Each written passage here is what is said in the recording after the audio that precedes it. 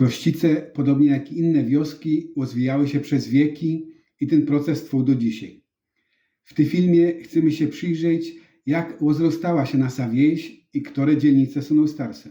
Przed lokacją na prawie niemieckie w 1268 roku pojedyncze zagrody na krościckiej ziemi stały luźno roztrzęsione po kilkaset metrów od siebie, zbudowane na niewielkich wzniesieniach terenu. W 1268 roku dwóch zasadców, Peter i Boguchwał, dostali od księcia wrocławskiego zadanie skupienia tych pojedynczych gospodarstw zwartej zabudowie na tak zwany na wsiu. Wyznaczyli oni około 30 parceli, które stopniowo zostały pozajmowane przez tych miejscowych, jak i przybywających z dalsza osadników. Na początku i na końcu tego na wsia położone były gospodarstwa zasadców, a później ich potomków, którzy byli sołtysoma dziedzicznymi we wsi. Ile z tych wyznaczonych parceli zostało zajętych przez pierwsze 250 lat od lokacji, nie wiemy, ale wiemy, że w roku 1533 w Urbarzu wymieniono 21 gburów zamieszkałych w Krościcach.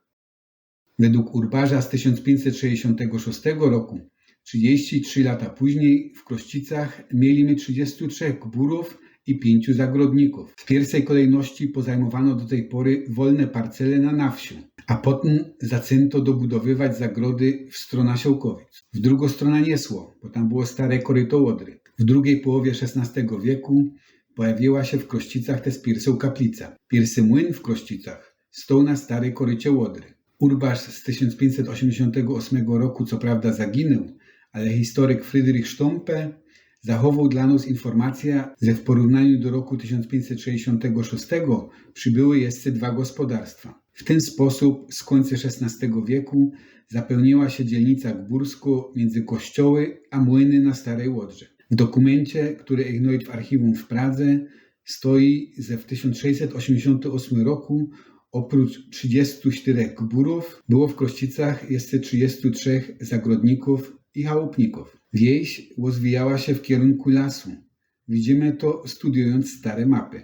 Na mapie z 1736 roku widzimy, że młyn w Tycasie stał już nad rzeką Brynicą. Na mapie z 1748 roku widzimy, że wieś rozwijała się dalej w zwartej formie w kierunku lasu, ale powstał też pierwszy krościcki przesiłek, Kąty. W 1783 roku widzimy ostatni raz zwarto zabudowa wsi, liczącej wtedy 36 gospodarstw górskich i 49 zagrodników, chałupników i rzemieślników. Na przełomie XVIII i XIX wieku rozwój wsi nabrał tempa. Liczba domów naprzód minęła 100, żeby w połowie XIX wieku minąć 200. Było to możliwe, bo znajdli się pierwsi śmiałkowie gotowi wybudować swoje sadyby gdzieś poza te zwarte obszary zabudowy. Na mapie z 1838 roku nad Łodrą oprócz Kątów widzimy też pierwsze domy na dzisiejszym Ostrówku i na Reitenbachu.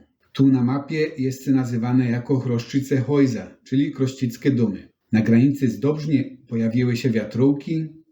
Podlasy na dzisiejszej ulicy Augusta Kośnego widzimy tak samo pierwsze zabudowania jak i na Kwaśnej. Co ciekawe, na mapie jest za Kwaśno widzimy nazwa Gwoździc. To nie jest pomyłka. Nazwa Gwoździc spotykamy na co najmniej 5 mapach z lat 1836-1868. Z tych mapów idzie wywnioskować, że początek dzisiejszej ulicy Kwaśna od centrum idąc nazywano Kwaśna, a na jej dzisiejszym końcu był przyczółek zwany Gwoździc. Ta nazwa już chyba dzisiaj poszła w zapomnienie, ale moja oma pamiętał jeszcze, że jej ojciec jeszcze jej używał i gołdą i da powłocyć na Gwoździec. Na mapie z 1868 roku widzimy coraz więcej zabudowań na dzisiejszej ulicy Kopiec i skrzyżowaniu Korfantego, Kośnego, Cebuli. Pod koniec XIX wieku liczba domów przekroczyła 300.